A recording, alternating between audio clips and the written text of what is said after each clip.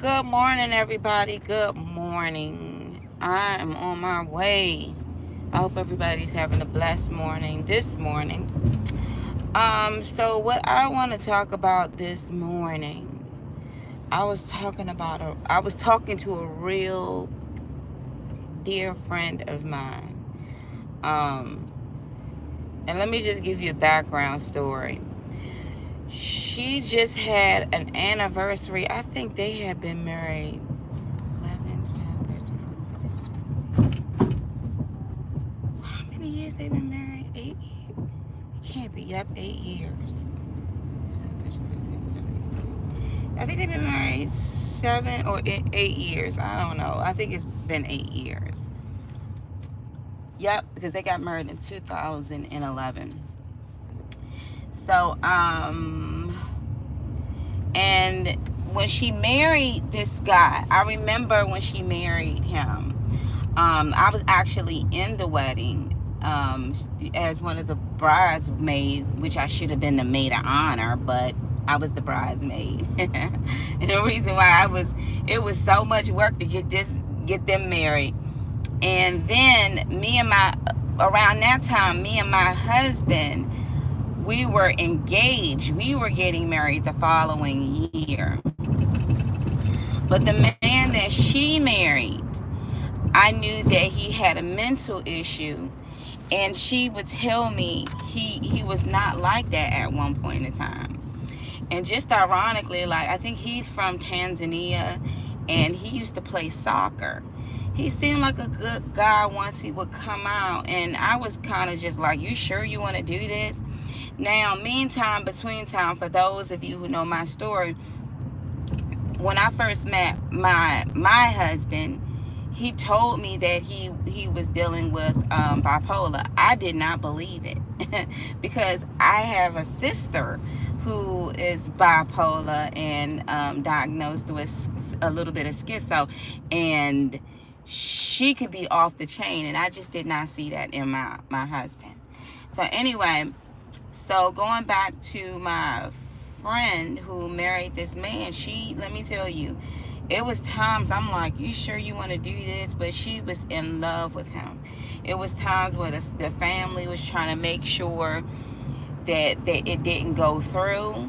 But we helped her plan her wedding. As a matter of fact, my husband was the DJ for the wedding. Like, he set up all of the amps. I'm laughing because I remember that day because he got in the car with my sister, who drives like a bat out of hell, and he had the speakers and everything to do the wedding, to play when she walked down the aisle, and the music to play when they finished. My mother used to be a florist, so my mother did her bouquet and did the wedding decorations and everything. Like, we made sure that this wedding was going to go down. She loved her husband, and you could clearly see that he was suffering from bipolar. So I remember she had two preachers there. One of them spoke in Swahili, and the other one spoke in English. And I remember when they got married, before they got married, we had to show up to, like, I guess in Swahili, Tanzania, because that's where he's from, Africa. And in their culture, the families have to come together as a community to help make this wedding happen. And also, they would have to take him down. They took the groom down in the basement and had to kind of like lecture him before they got married. And I remember coming, me and my husband at the time, my fiance, we came to support her as her other side of the family. Because she had some interesting folks that she didn't want to come. But her aunt was there. I came. And my husband at the time was my fiance. We came to support this wedding. And I remember when all of the guys, now you got all of these African brothers. And here I got this Caucasian, this white man that's with me. So when they went to go downstairs to kind of like lecture him, Matt was on it. My husband at the time, well, my husband was on the way downstairs. They said, "Oh no, you can stay upstairs." So he felt some type of way, but I was like, well, babe, I think it has something to do with the tradition or how they do certain things, and we're representing her side of the family. And so, so the man that she was marrying, the father was very intelligent. I'm talking about he's a professor, and he was very big in his country as well. And so, you know, I'm a talker, so I know how to get around people and ask them questions to kind of make, you know, things a little bit more interesting. And I remember my friend's fiance like, yes, keep asking questions. He liked questions. And so he came, I can see when her husband, her fiance at that time, came out of the state he was in, he was normal a little bit, like he started acting normal. So anyway, during the wedding, we were very proud of him, because for someone who's dealing with that state, and he was going in and out, and he had to repeat what the pastor was saying, and when they got married, and when he finally said the last words, everybody kind of like clapped, you know. But I look back at that, and I want to just talk about this really quick, because I had a conversation with my good friend yesterday, and because we hadn't spoken to each other in a long time, and I asked her how was things going, and you know, she was telling me everything was going good, and I'm gonna tell you something, a lot of people put her down for marrying a man who was suffering from bipolar. But I'm gonna say this, that if it wasn't for his wife, this guy would, where would he be? I'm sure that God would have made a way, but he's given her grace to deal with what her husband is going through. And it take a lot of women to actually deal with someone. And a lot of people don't want to talk about, my wife suffers from bipolar or schizophrenia, or my husband suffers from bipolar or schizophrenia.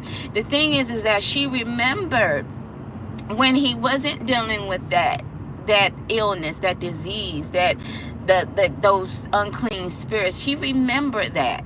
And I remember at one point in time, we used to all go out, and no matter what, we always treated her husband with respect, even though sometimes he would go left wing, and you know, if he get in the car, we got to put the child safety lock on because he may decide to open the door, you know. And she always had patience, and she always respected her husband. Even her kids, she would tell them, I don't care, you respect him. And you know, she always was like that. I remember one time we went out, and this is when we went out to, you know, party and sip and all of that. And I remember my husband saying, babe, sometimes I just don't want to go sometimes, because I feel like I'm babysitting him. Now, this is my husband who was diagnosed with the same thing. Now, this is before my husband's stuff started kicking in. But I was like, well, babe, you know, we just have to have patience, and, you know, because this is her husband, and we want to treat him. And he came to our wedding, and I remember there's this one photo when her husband is eating something, and you can see her trying to leaning over and trying to catch what he's eating with a napkin. Like she's just looking out for her husband. And I thought that was the most sweetest picture. But I'm going to tell you the reason why I bring this up is because out of all of those years, they just celebrated 8 years of marriage. People could talk a lot of smack and a lot of whatever, but a lot of people went before the divorce court when they had sane husbands and sane wives. And for you to sit up here and still have that love and respect and see your husband's downfall and still, you know, still have compassion, that is just like, I mean, I can't even, no words can describe it. She said at one point in time, and at one point in time, his family didn't want him to be with her. They was trying to manipulate him, especially because of his sickness. She said one day she just was getting so frustrated because he was doing things and it was frustrating her. And so she reached out to her sister and mother-in-law, as family. And you know what the sister said to her? Well, you've done all you can do. What we can do is we can take him back to Tanzania. And everybody knows they're in Tanzania. We can leave him there and we'll make him think like he's coming back, but we'll just leave him in Tanzania. I said, what? She said, yes, they wanted me to say we're going to go on a trip to Tanzania and leave my husband. And I was just like, wow, isn't that something? Don't the devil like to divide? Your own family told the wife, instead of, hey, we can all come together, let's pray, let's get some help, you want to leave. You want to coach your sister-in-law to leave your husband in the middle of nowhere, pretty much go back to Tanzania. And if he acts up or act crazy, let the people there deal with him. But then you'll be back in the States. And I said, what type of mind frame is that?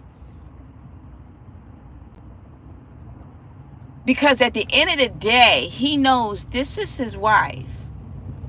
It's just like someone who has dementia. They don't remember me, so I'm going to act like I don't know them either. You're held accountable for your husband and your wife. How you treat them, how you respect. She respects her husband. Like, you cannot talk smack about her husband. You better not. You better not.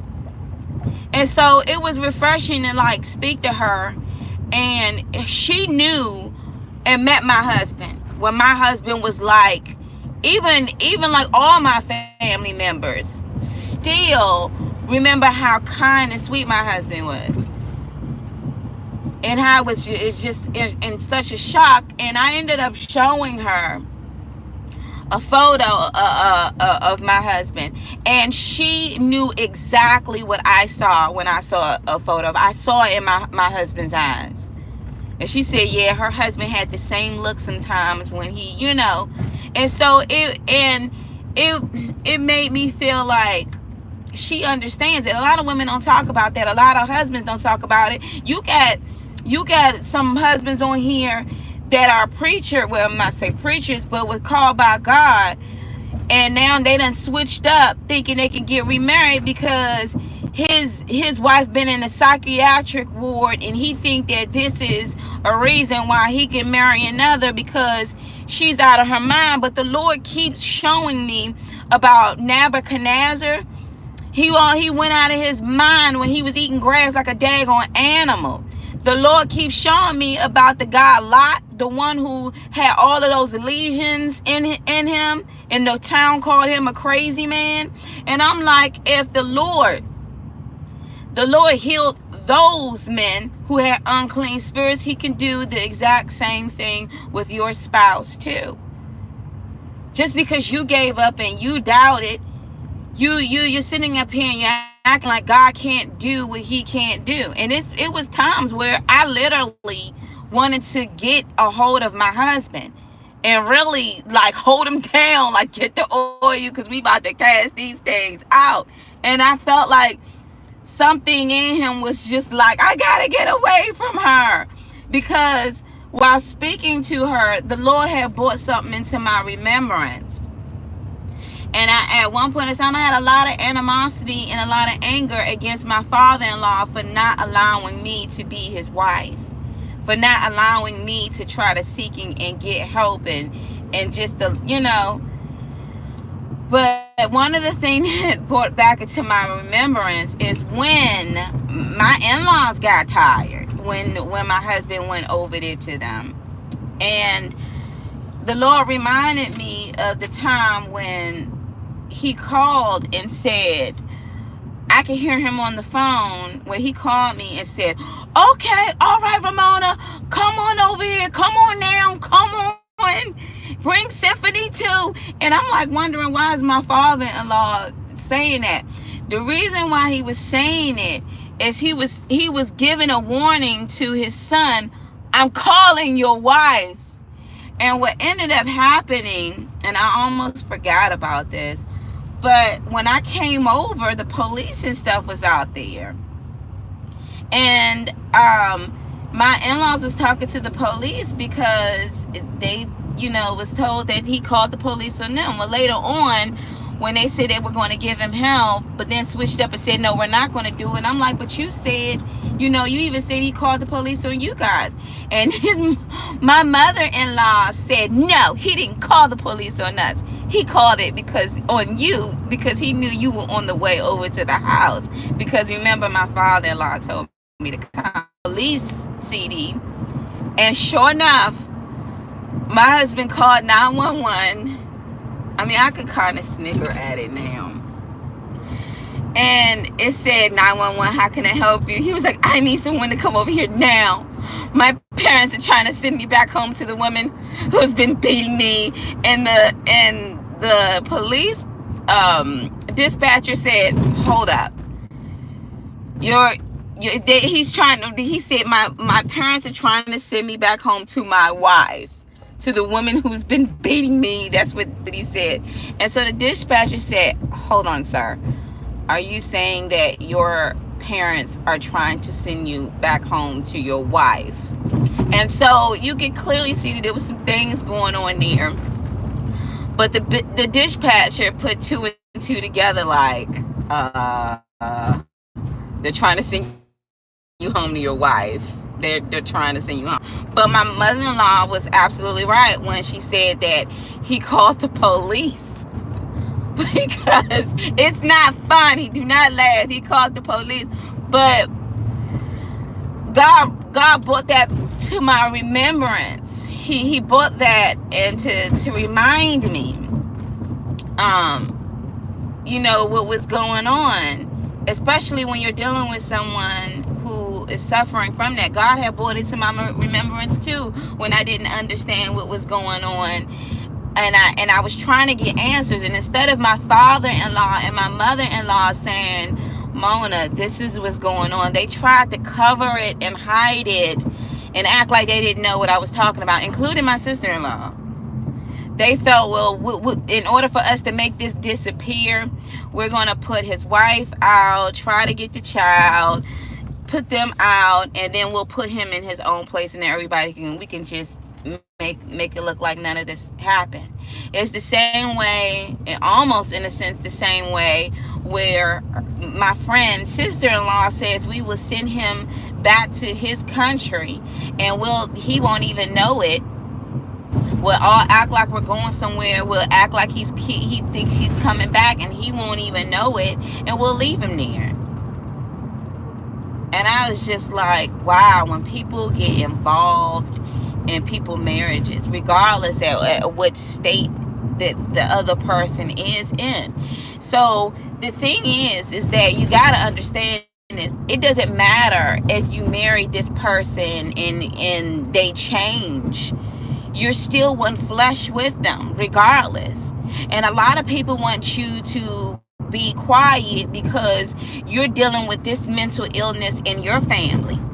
They want you to push it under, oh, it's just too embarrassing. When we look at people like Kanye West, and everybody knows that he suffers from bipolar and schizophrenia, but I guess it's okay because you saw all of the music and everything he put out. My husband was a producer. He produced some of the best, and I'm talking about some of the best beats, the best music. He could write a book. They say too, some of people with bipolar, they are very, very intelligent. Very, like, their craft is on, like, when I mean that craft, their skill is like on a whole nother level. And that's how he was when I didn't understand what was going on. When he went manic, he could write freaking 20 books in like 3 days. Nobody really wanted to talk about it. When I found out and when God revealed it, because I kept praying and asking God what is going on, and the Lord said, remember what he said he had when you first met him. I said, oh gosh, it's bipolar. I know what it is. I called my father-in-law and I said, I know what it is. I know what it is. They lied. They were the ones who took him to the hospital, and they said everything was okay. And then later on, I found the paper that basically stamped exactly what was going on with him. From the family that's trying to fight you from getting them help, you're looking at everything, and you how can I remember that if you find out that you know your spouse is suffering from bipolar, the first thing they said was to shut the account. My husband was so manic, he went through the account and started just giving money everywhere, and he ended up shutting the account down. I saw a lady who was very, very intelligent, but she suffered from bipolar, and she would go into psychosis. I mean, not psychosis, but I think it's psychosis. And this lady actually did studies on her own illness and said that she's lost friends, she's lost loved ones, she was embarrassed because of all of the things that she went. So I had to understand that some of this stuff, majority of it, is outside of these people. Well, now do we still shun them and put them away because of what they're dealing with? Absolutely not. Absolutely not. I signed up for it when I married him. He told me, I didn't believe it. We had a good 5-year run before he had an episode. There was someone in my Bible study class who was a doctor who knew both of us and said that they can see that he was manic. I didn't even know what manic was. I had to have a conversation where she was like, when we were in study, he was very manic. And the thing that really got me was that my father-in-law could have took me to the side. My mother-in-law could have took me to the side to say, Mona, this is the deal. We're going to all seek to get him help. They ended up going to someone, and the doctor basically told them, because they couldn't even really function in their own home because my folks was running it. But all you had to do was send his wife over there, because one thing my husband knows is that I love you, but if we gonna act crazy, then it's gonna go down. Somebody gonna, I don't want to say what I'm gonna say, but I was timing up for him. But I understand, how can I say, I have a sister that's literally less than a year old. She's a year older than me, and she suffers from it. Going back and forth to the hospitals, to the psychiatric ward, making sure her children is okay. As a matter of fact, her oldest, I ended up taking custody of, making sure they were situated. I understand. My sister did some of the things that when I grew up with her, she didn't. This was completely different. She hitchhiked her way to Florida from Washington, D.C. She jumped off of a daggone ship or some boat that was down in Florida, had to be hospitalized because somebody dared her. She went through a whole bunch, and we could not understand, and then they diagnosed her with bipolar and schizophrenia. I couldn't understand how somebody I grew up with, somebody who I was with, and it was times too that when my husband had met my sister, he'd be like, babe, she's making me feel uncomfortable. This is before he had his breakdown. Now he's seen 2 people in his life who had a breakdown.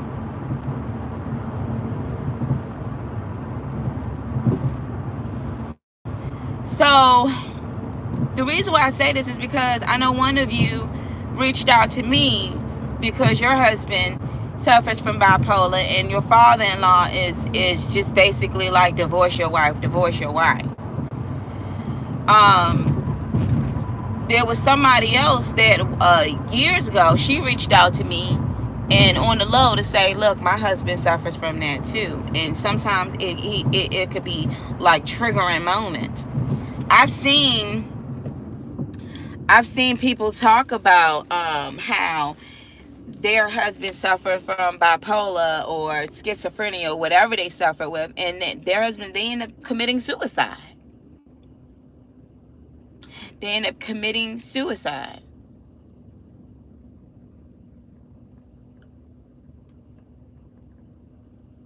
Is that an excuse?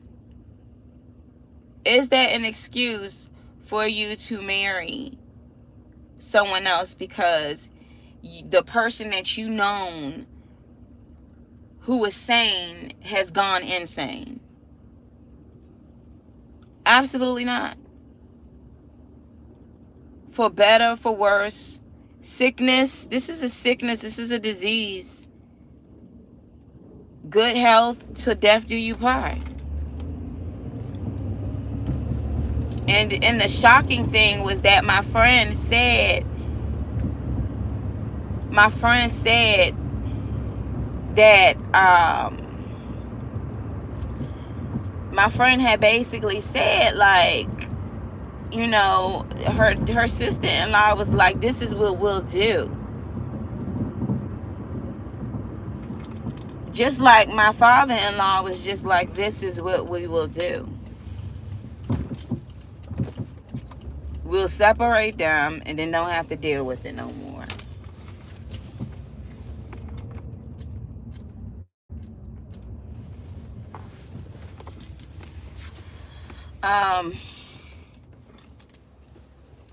There's a lot of people out there that's suffering from a mental illness, or what I say, unclean spirits. I knew, this is the thing too, and this may sound very whatever, but when you know your wife and when you know your husband, you know, like, there was a time, and I was talking, where I remember my father-in-law looking at my husband, and I'm like, what's going on? Like, all of a sudden, like, I was the only one in the dark before anyone would say anything to me. My father-in-law looked at my husband and was like, oh goodness, he's not happy. I'm like, what are you talking about? Who cares if he ain't happy? Like, what are you talking about? And that's because he saw something. And what I noticed was that, this is going to sound very strange, but what I noticed is that he did not look the same. And people say, well, what do you mean? What do you mean? He looked like a complete different person. He looked like a twin of somebody. Like, he looked like a different person. And, you know, people don't really want to say it because you just don't want to whatever. But no, he really did that. One time when he came in, I had to say, babe, look in the mirror. Because I noticed he did not look like himself. He did not.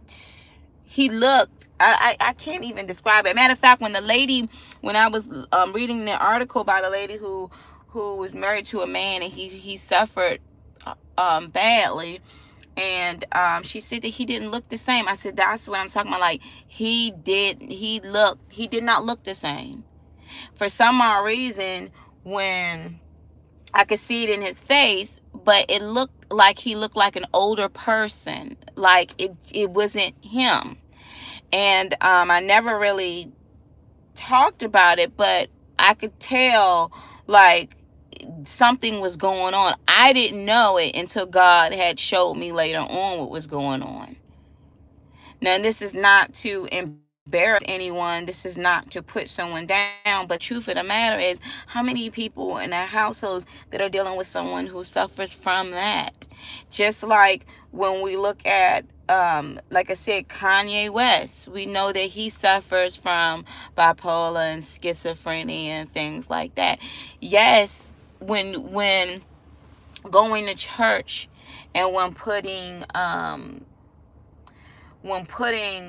the, how can I say, the word of God into you, it drives out what is unclean. We were doing very good. But also, when you look at certain things like movies or anything dark or doing something that you're not supposed to do, anything that they say it could have triggers too. A stress of work or a new baby that's coming, you know what I mean? But I realized, like, this is not a thing to take lightly. So if somebody does tell you that they suffer from bipolar, and you look at them and say, I don't see nothing wrong with you, you have to believe that they really do suffer from that. You may not even see it, but when it comes out, your whole world will be turned upside down. You know, they have certain levels of it. I've looked at women who discussed about the certain things that they went through, that they blacked out, they don't even remember. um they just don't even remember how people would say that they were mean, they were rude, people had to take care of them, and they weren't, and they just don't even remember it. I remember that when we had a falling out, and I went off on my husband, and he looked at me in such a way. This was him now looking normal. He didn't understand what I was talking about. He literally had this look in his eyes like, what are you talking about? So for the longest time, I didn't know who to blame.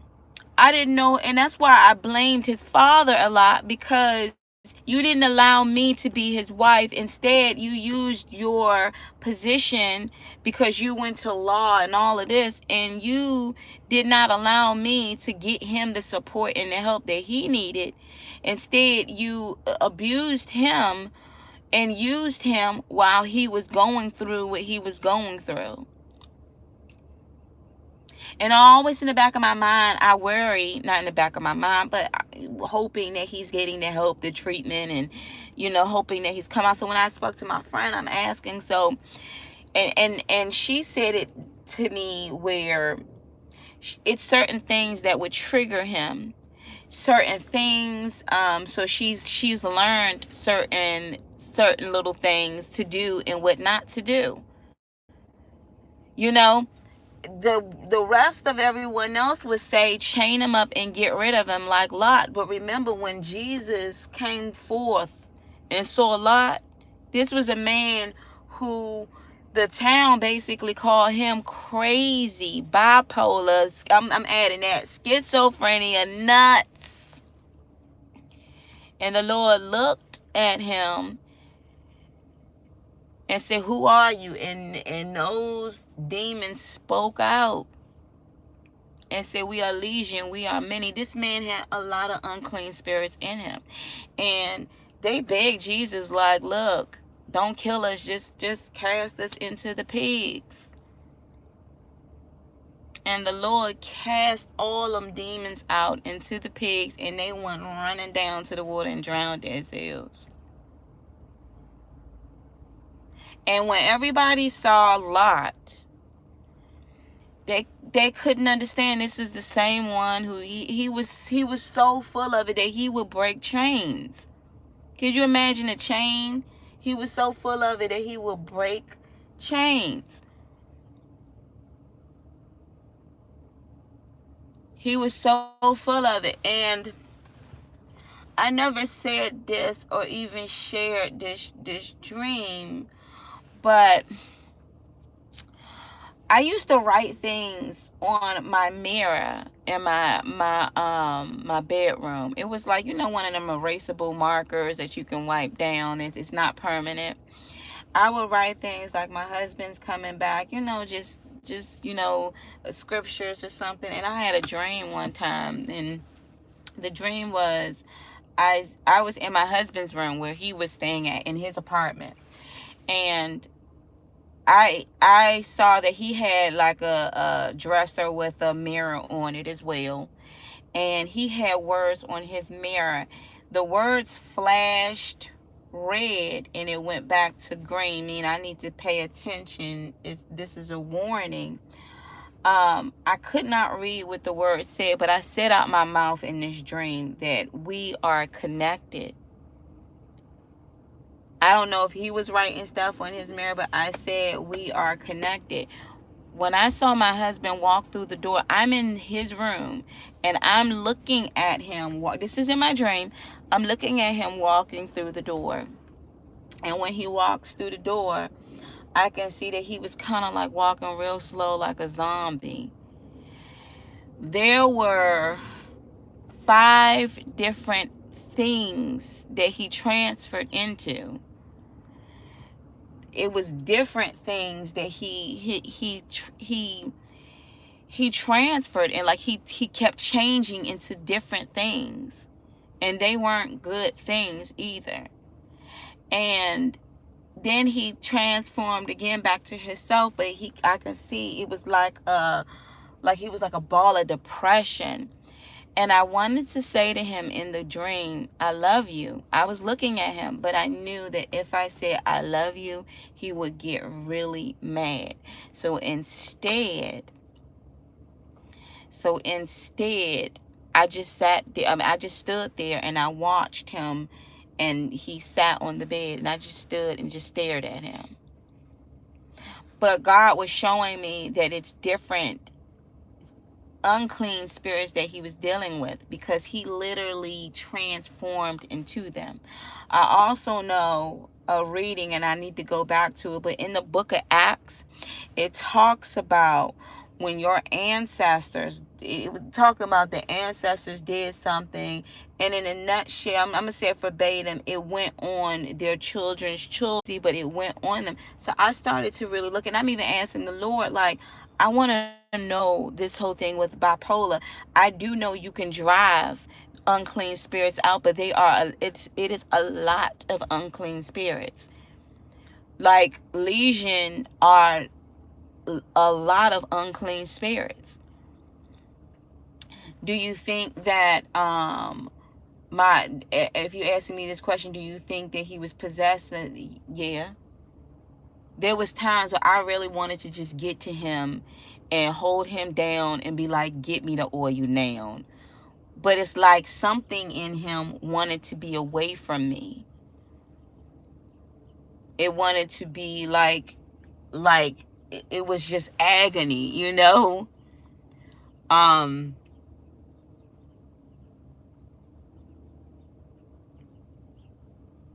It's not, this is not an easy subject to talk about, because a lot of people will feel embarrassed about it. So they don't say anything. They don't say, well, they don't want to mention it. They don't want to mention it. And this is the reason why I fought a lot, especially in the court, to remove his counsel, because I felt like he didn't understand what was really going on. I mean, heck, he wasn't even showing up to his own court dates.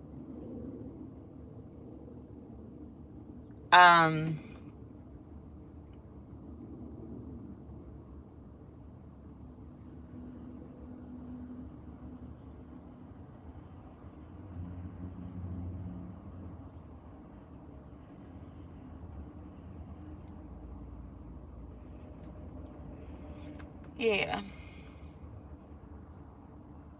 So, I've just learned that, to continue on praying for my husband, my sister. But I hate bipolar. If I could whoop it, not the physical person, but the demonic thing that comes with it. God gives us power. Bipolar, schizophrenia, it has destroyed families. Worldly people will tell you, man, put your wife away, marry another. There's nothing you can do. They're not there anyway. Act like they don't exist, that they're not there anyway. Don't show them any companion. Like, they want you to treat your folks like an animal. There was things that he was doing that I didn't understand. And when I look back, I totally understand it. I totally understand why things went down that way. And at that time, at the beginning, when he told me, when we first got together, that he suffered from it, I was like, no, you don't. And he kind of looked at me and was like, yes, I do. I take medication for it. But what happened was, he was doing so well. He was excelling so good, going to church, accepted the Lord into his life. he was doing so great that the doctor at that time said they think they misdiagnosed him. So they went ahead and they took him off of everything. He was doing very well. And so I remember having a conversation with his parents, like, how was his childhood? They was like, well, he had a normal childhood and we treated him right. But then, I kind of thought, like, how your father is, the way you tell me you can trust me and then drag me all up in court and did what you were going to do. I thought, like, y'all did some really messed up stuff for him to. But then I look at my sister's situation and I'm like, we got the same mother and the same father. And after her fourth child, and then when my brother passed, she really just broke.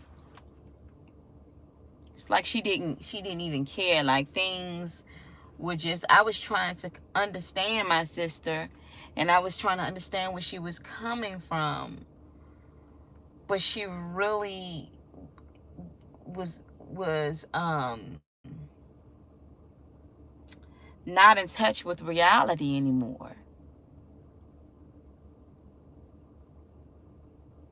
It's a hard thing when you know this person's potential, when you know what this person can do, and you know just how smart this person is, how intelligent, how loving this person is, and then to see them suffer from bipolar or schizophrenia that totally changes their ways, like a different person. Like a different person. That they don't even look like them.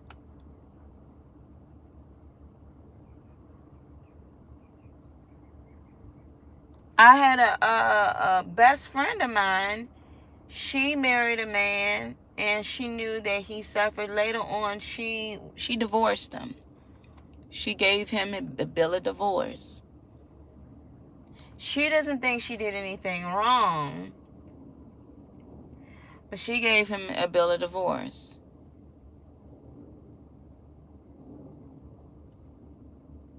He used to work for Metro. He used to drive buses. You know what I mean? He had people on that he would basically taking care of to get back and forth to whatever. He drove a bus. You got to understand, there are people who were doctors who suffered from this. He drove buses, and at one time they called her because they found a vehicle that was running on the side of the road with the doors open. He left it out there.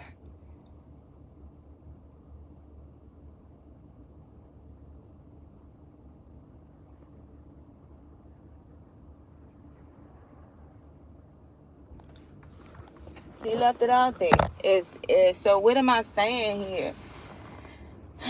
Just because you marry somebody that's dealing with, everybody gonna come across something unclean and something they dealing with, but you still held accountable for it. That didn't even fit right with me when she told me that her sister-in-law told her, this is what we'll do. We'll all act like we're going on a trip. You'll go to, and we'll let everybody know back home in Tanzania that he's going to stay there. He'll think he's coming back and you can just leave him and we'll just leave him there and go. What? Without his wife? Because they deem you crazy, stupid, dumb, and not even worth having someone to fight in your corner. If you suffer from those type of diseases, those type of illnesses, not diseases, but illnesses, even diseases, would you want somebody to up and leave you? If God is going to defend you even in your most vulnerable state, to send you a husband, a loving husband who's there. It's just like the movie The Notebook. Remember, He kept going back and reading to this lady, and you thought like this was just some random woman until she came back and was like, how long have I been gone? And you realize this is his wife. Everybody else was just like, why don't you just come home and just forget about her? Is it her fault because all of a sudden she went into a coma state? Is it his fault because all of a sudden he had a breakdown? Is it? No, it's not. Jesus shows compassion. I'm like, we about to do...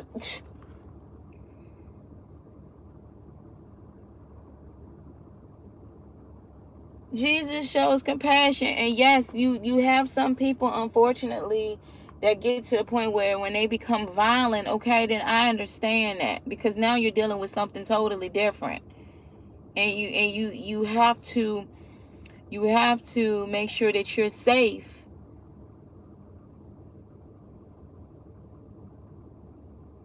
But I'm not talking about psychopath killers. I'm talking about people who are suffering. And unfortunately, even if you married a psychopath killer, you remain unmarried or reconciled. Unfortunately, they'll be doing 80, 100 years in jail, but that's still your husband or still your wife.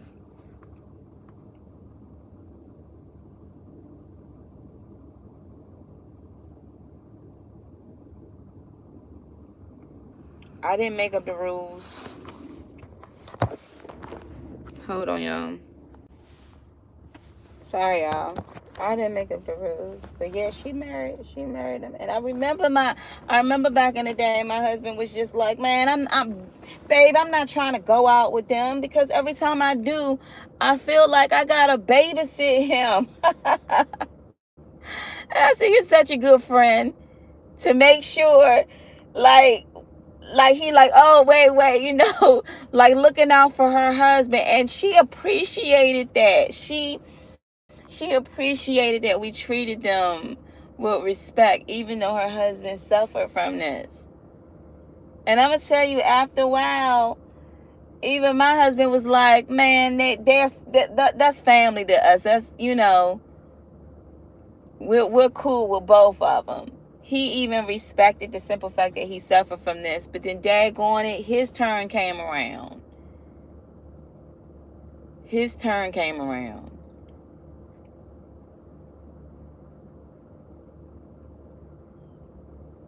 And when his turn came around,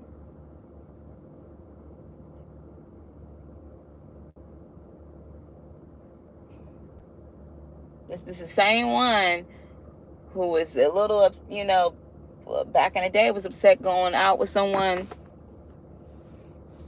Sorry, y'all. This is the same one back in the day was a little upset going somewhere with someone who didn't all the way have everything together. I mean, he voiced it, but later on, he was just like, it's cool. Now, here he was suffering from that. The same respect that we bestowed upon my friend's husband and her was the same respect I wanted to be bestowed upon him.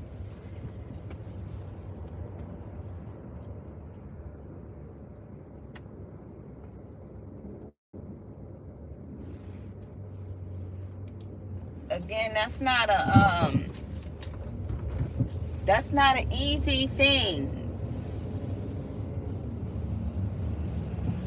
That's not an easy trial. Like, what do? You gotta understand, like, when your husband, and I'm gonna tell you something too, you got big CEOs, big name people that suffer with that type of mental illness. And then some of them say that they have that trait too. That's why you see a lot of people. No, I think that's a narcissistic trait. But narcissistic is a part of it, could be a part of it too, of bipolar. But a lot of people say, she married a crazy man and this. No, she married her husband. And she knew what he was, the things that he was going to be dealing with. But once she went ahead and accepted it, that was it.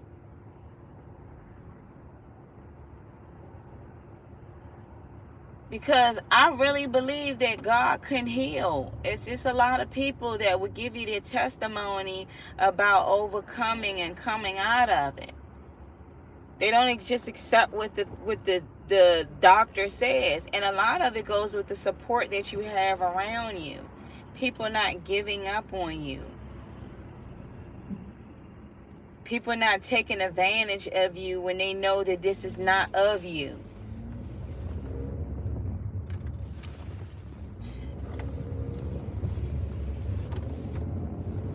Because that's the bad part about it, is that when you're not when you're not in your right frame of mind, there are people who will take advantage of that.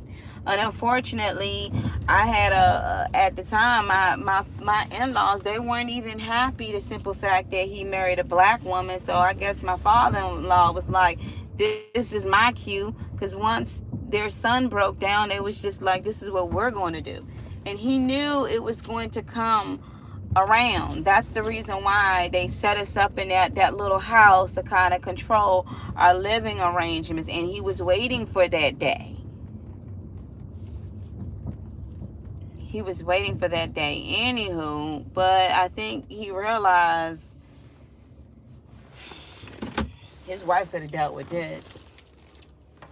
I've had people say to me, you've dodged a huge bullet, because you know what you would have had to deal with. And I'm like, but the thing is that I signed up for it though. Some of you could be like, you crazy. You telling me you would be with, I'm the one who married him. You didn't.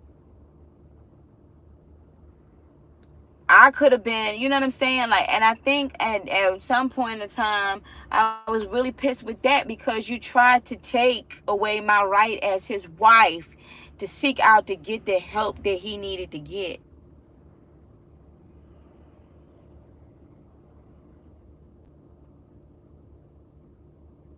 And then you said, we can't talk about this because it's too embarrassing. I mean, come on now. It's a lot of people out here. Y'all know somebody that suffered with something. If it was dementia, would have been something else. If it was cancer, would have been different. And he's, the person is sick and have to go chemo, and they're not able to work, and they're not able to dress themselves. If it was an amputee, would you have put them away? Because when he went off to the war, he was a perfectly fine person. Now he came back and all of his limbs, and now he's blind. You gonna put him away?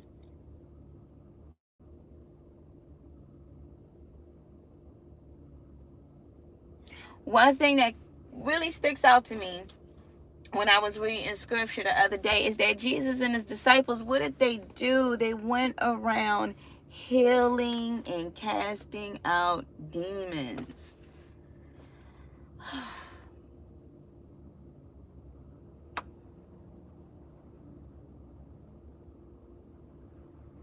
And there have been times, I ain't gonna lie, there has been times that I was just like, get the oil and some handcuffs and hold him down, because we about to pray this out now.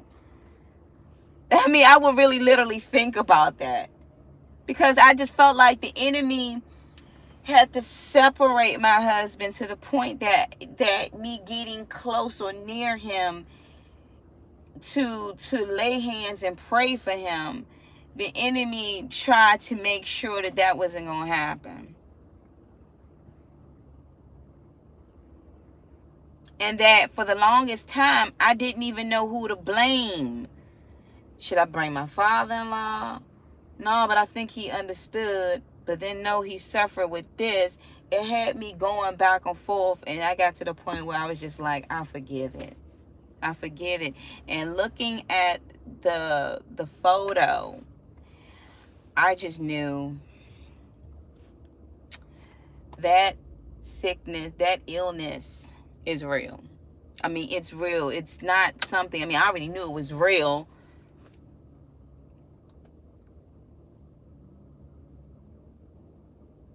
And then sometimes I even thought maybe I just had the best years when he was in his right frame of mind.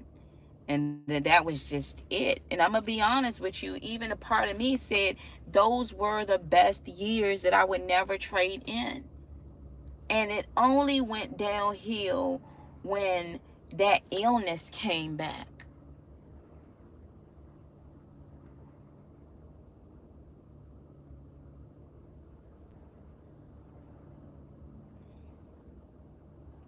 Just know this. If somebody tells you that they suffer from something, if they tell you they suffer from something, bipolar, schizophrenia, and you may not see it manifest, it is still, you have to believe that and have to understand that if you take that on and you marry, and even if you didn't know and you marry somebody and they suffer with that, you're still one flesh with them. You don't put them away or try to send them to a different country thinking that your life is going to be much better because you don't have to deal with the burdens of them.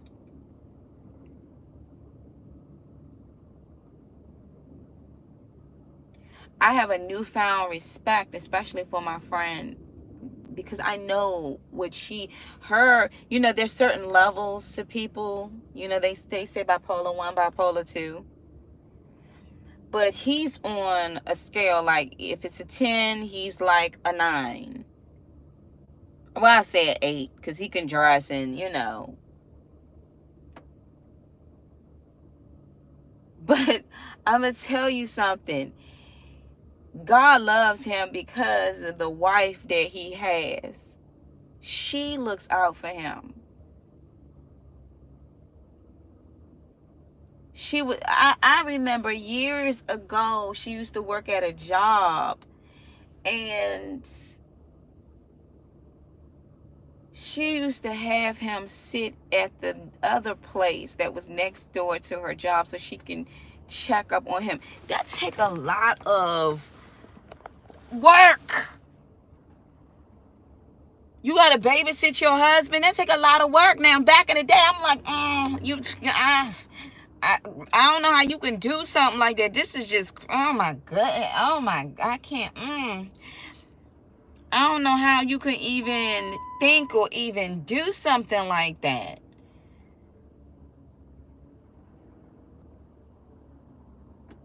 But now it's like I understand.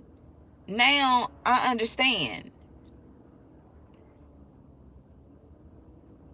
I understand, and I got respect because at the end of the day, that's her husband.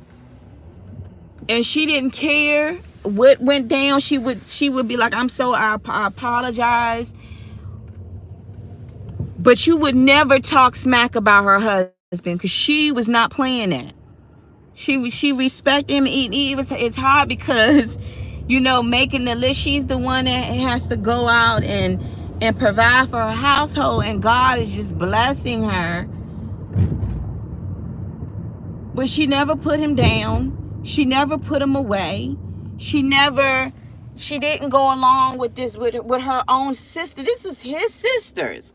His sister was like, ship him to another country. We gonna act like he coming back. He gonna think he coming back, and we'll just leave him there.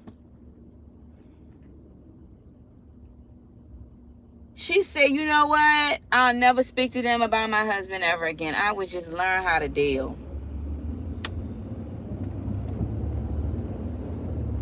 That's the first thing that came out their mouth was divide.